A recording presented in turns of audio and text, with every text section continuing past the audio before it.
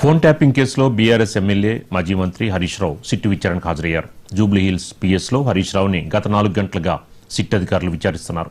అయితే హరీష్ రావు వెంట న్యాయవాదుల్ని police స్టేషన్లోకి అనుమతించలేదు. Police station వద్ద భారీగా పోలీసులు మోహరించారు. ఈ కేసులో విచారణకు హాజరు కావాలని హరీష్ రావుకి సోమవారం సిట్ నోటీసులు జారీ చేసింది. అయితే హరీష్ రావు జిల్లా పర్యటనలో ఉండడంతో సిట్ సిబ్బంది నోటీసుల్ని కోకాపేటలోని ఆయన ఇంట్లో ఇచ్చి వెళ్లారు.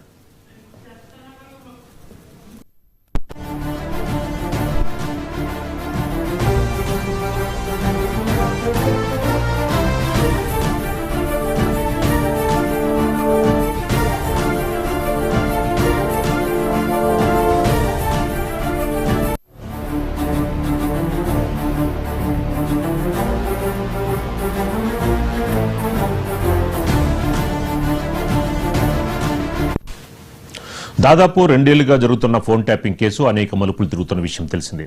బీఆర్ఎస్ అధికారంలో ఉన్నప్పుడు రాజకీయ నాయకులు, వ్యాపారులు మొదలు జడ్జీల ఫోన్లను కూడా ట్యాప్ చేశారని, వాటికి సంబంధించిన ఆధారాలను ధ్వంసం చేశారన్న ఆరోపణలపై పంజాగుట్ట పోలీస్ స్టేషన్లో 2024 మార్చిలో కేసు నమోదైంది.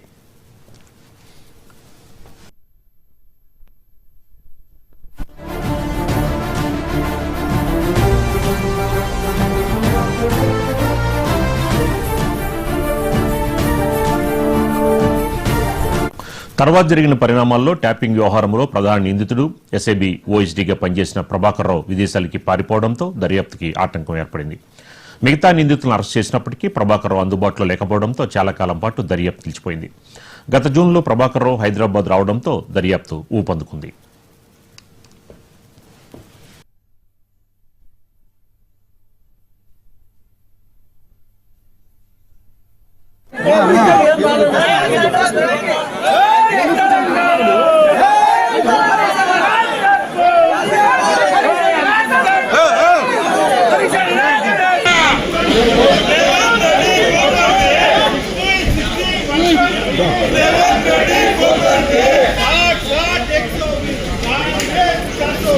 రేవంత్ రెడ్డి బావమరిది భాగోతాన్ని పొద్దున్నే బయట పెడితే సాయంత్రానికి రేవంత్ రెడ్డి గారు నాకు నోటీస్ పంపారు. నోటీస్ కూడా ఎప్పుడు ఇచ్చారు?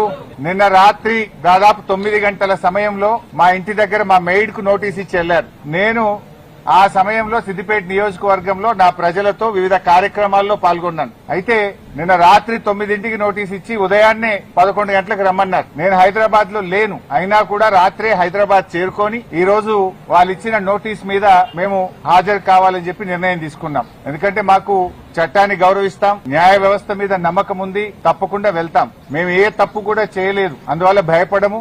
ఈ రేవంత్ రెడ్డి తాటాకు చప్పుళ్లకు బెదిరే ప్రశ్నే ఉత్పన్నం కాదు. ఎందుకంటే ఇలా రేవంత్ రెడ్డి మాకు తెలుసు, నిన్న ఆయన బావమర్ది భాగోతాన్ని పొద్దున బయట పెడితే సాయంత్రానికి నోటీస్ పంపిండు. ఆ భాగోతం మీద కనీసం ఒక్క మంత్రి గాని ప్రభుత్వం నుంచి స్పందన కూడా లేదు. ఎందుకంటే మేము అన్ని ఆధారాలతో నిజాలు బయట పెట్టినాం కనుకనే ఆ సమాధానం లేక డైవర్షన్ టాక్టిక్స్ కోసం ఈ నోటీస్ పంపిండని అర్థమైతా ఉంది.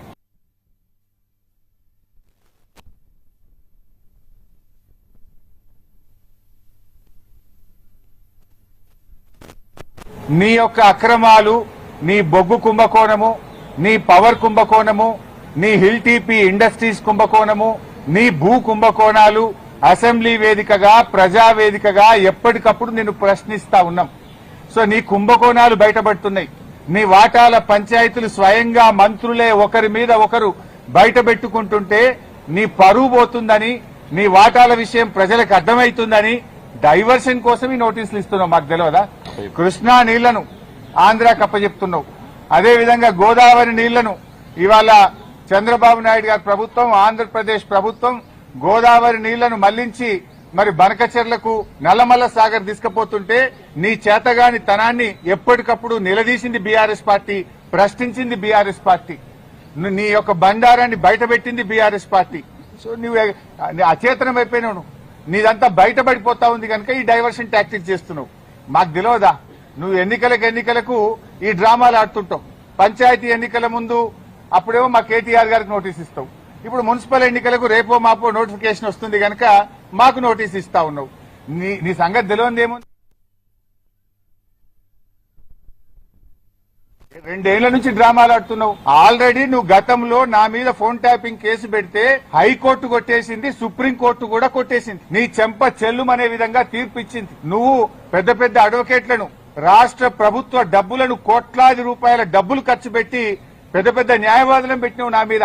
ఎంత పెద్ద న్యాయవాదులను పెట్టినా న్యాయం నా వైపు ఉంది గనక, మేం తప్పు చేయలేదు గనక, ధర్మం మా వైపు ఉంది గనక హైకోర్టులోకి పోయి గెలిచాం. సుప్రీంకోర్టు కూడా నీ చెంప చెల్లుమనే విధంగా నువ్వు స్పెషల్ లీవ్ పిటిషన్ వేస్తే కూడా కొట్టివేసింది. న్యాయం నిలబడ్డది, ధర్మం నిలబడ్డది. అయినా నువ్వు మళ్ళీ పిలుస్తున్నావు. సుప్రీంకోర్టే కొట్టేసి ఇంకా మళ్ళీ పిలుచుడేంది డ్రామా? ఏంది డ్రామా? ఎన్ని రోజులు ఈ డ్రామా నడుపుతావు? 2 సంవత్సరాలు దాటిపోయింది. అంటే ఒక కంటిన్యూస్ గా ప్రజల్ని ఎంగేజ్ చేయాలని, మీడియాను డైవర్షన్ చేయాలని, ప్రజల అటెన్షన్ డైవర్షన్ చేయాలని. నువ్వు ఎంత డైవర్షన్ చేసినా నేను ఎడవం. నీ బొగ్గు కుంభకోణం గురించి నిలదీస్తూనే ఉంటాం. నువ్వు ఆంధ్రాకు అమ్ముడు పోయిన విధానాన్ని నిలదీస్తూనే ఉంటాం. ఎల్టీపీ పాలసీ ఇండస్ట్రీ కుంభకోణం గురించి నిలదీస్తూనే ఉంటాం. నీ పవర్ స్కామ్ గురించి నిలదీస్తూనే ఉంటాం. నీ యొక్క అవినీతి బాగోతాలు అన్ని కూడా బయట పెడుతూనే ఉంటాం. 6 గ్యారంటీల కోసం తెలంగాణ ప్రజల పక్షాన నిన్ను ప్రశ్నిస్తూనే ఉంటాం, నిలదీస్తూనే ఉంటాం.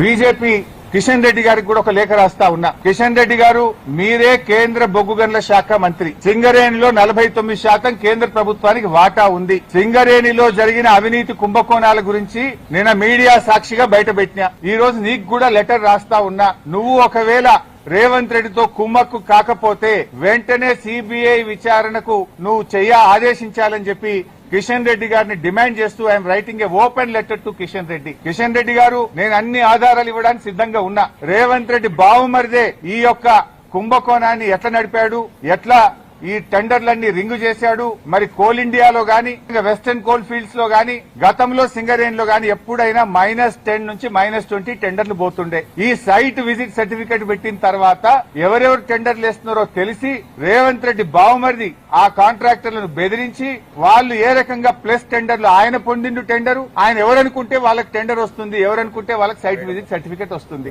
9E బ్లాక్ ఒక్కటే రద్దు చేయడం కాదు, ఈ టెండర్లు రద్దు చేయాలి. దీని మీద సిబిఐ విచారణ జరపాలని నేను నిన్న డిమాండ్ చేసిన. ఇలా వ్రాతపూర్వకంగా కూడా కిషన్ రెడ్డి గారికి I'm writing A open letter. దీని మీద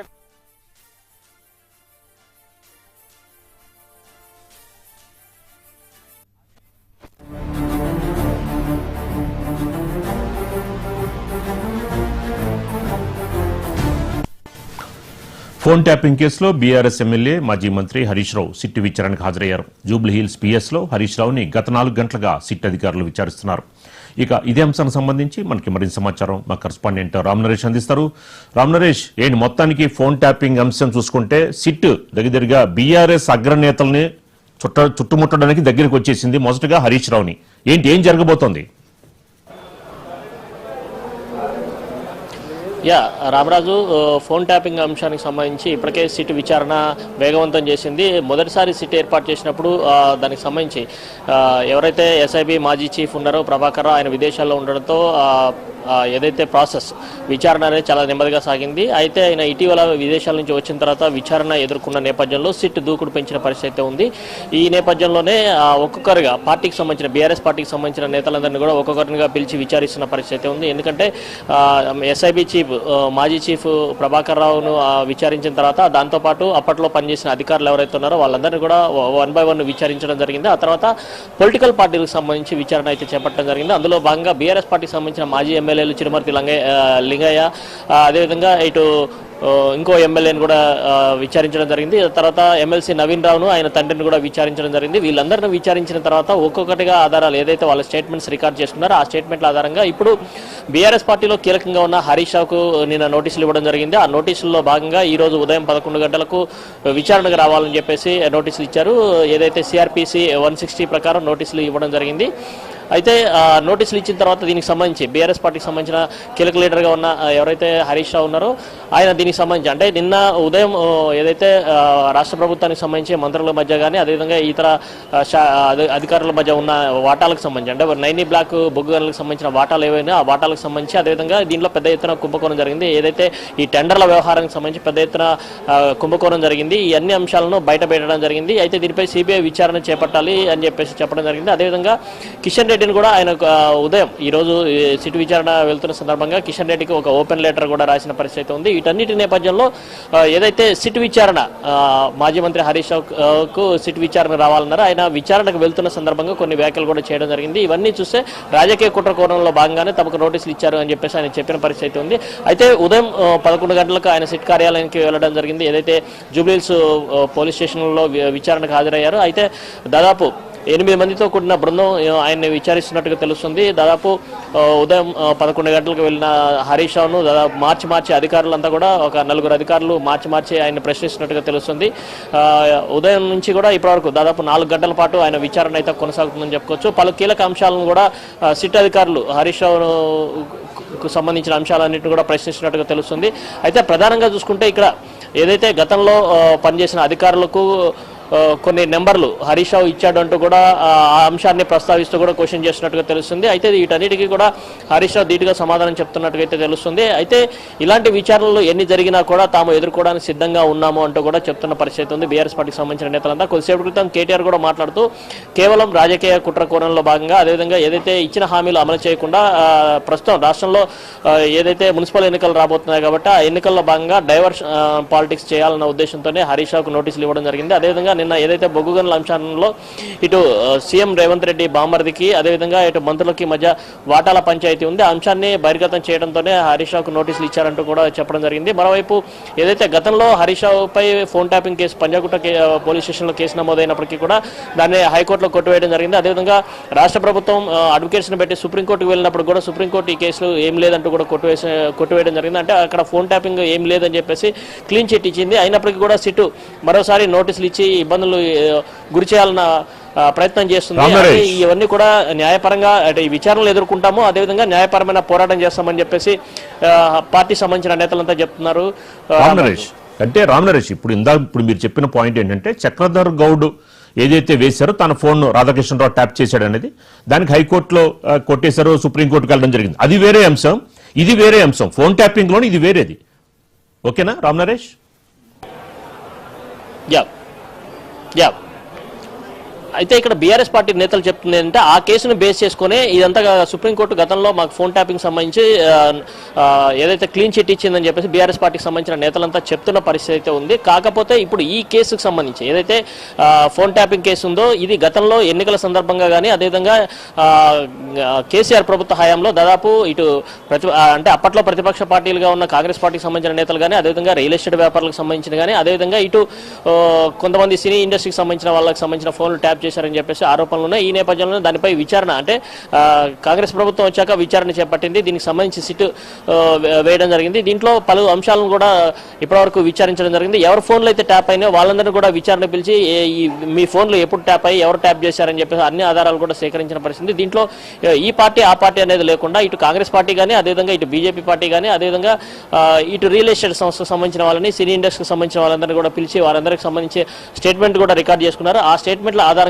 ఇప్పుడు రెండోసారి సిట్ ఏర్పాటు చేసిన తర్వాత దూకుడు పెంచిన పరిస్థితి ఉందని చెప్పుకోవచ్చు. ఎందుకంటే గతంలో జరిగిన ఏదైతే స్టేట్మెంట్స్ రికార్డ్స్ ఉన్నాయో దాని ఆధారంగా ఇప్పుడు ఎస్ఐబి మాజీ చీఫ్ ప్రభాకర్ రావుని విచారించిన తర్వాత పలు అంశాలు బయటపడడం జరిగింది. ఏదైతే పెన్ డ్రైవ్ అంటే ప్రభాకర్ రావు దగ్గర ఉన్న పెన్ డ్రైవ్ లో చాలా కీలక ఆధారాలు ఉన్నట్టు తెలుస్తుంది. ఆ పెన్ డ్రైవ్ ఆధారంగానే విచారణ వేగవంతం చేసిన పరిస్థితి. అందులో భాగంగా ఇప్పుడు బీఆర్ఎస్ పార్టీకి సంబంధించిన కీలక లీడర్ గా ఉన్న హరీష్ రావుకు ఇటు నోటీసులు ఇవ్వడం జరిగింది. ఆ నోటీసుల్లో భాగంగా ఈ రోజు విచారణ కొనసాగుతున్న పరిస్థితి ఉంది. ఈ విచారణలో పలు కీలక అంశాలను కూడా హరీష్ రావుకు సంబంధించిన అంశాలను ప్రస్తావించి ఆయన్ని ప్రశ్నిస్తున్నట్టుగా తెలుస్తుంది. మరోవైపు ఈ అంశానికి సంబంధించి త్వరలో పార్టీకి సంబంధించిన కీలక నేతలుగా ఉన్న కేటీఆర్ అదేవిధంగా కేసీఆర్ కూడా నోటీసులు ఇచ్చే అవకాశాలు ఉన్నట్టుగా అయితే ప్రచారం జరుగుతున్న పరిస్థితి అయితే ఉందని చెప్పుకోవచ్చు. ఎందుకంటే ఈ కేసుకు సంబంధించి మొత్తంగా చూస్తే అప్పట్లో ప్రభుత్వంలో కీలక బాధ్యతల్లో ఉన్నది కేసీఆర్ అదేవిధంగా కేటీఆర్ కాబట్టి వాళ్ళిద్దరు కూడా నోటీసులు ఇచ్చే అవకాశాలు అయితే ఉన్నట్టుగా తెలుస్తుంది. రామరాజు, రామ్ నరేష్, అంటే అసెంబ్లీ సమావేశాలకు ముందే కూడా వీళ్ళ ముగ్గురికి నోటీసులు ఇస్తారు ఫోన్ ట్యాపింగ్ అంశంలో అని కూడా ప్రచారం జరిగింది. కానీ ఎందుకని అసెంబ్లీ సమావేశాలు అయిన తర్వాత ఇప్పుడు హరీష్ రావు నెక్స్ట్ మీరు అన్నట్టు కేసీఆర్ కేటీఆర్ కూడా నోటీసులు ఇచ్చే అవకాశం ఉందంటున్నారు? ఎందుకని ఇంత లేట్ చేశారు సిట్ అని చెప్పని కూడా బీఆర్ఎస్ కావాలనే ఇదంతా కుట్ర అని చెప్పని అంటుంది. ఎలా చూడొచ్చు అంటారు?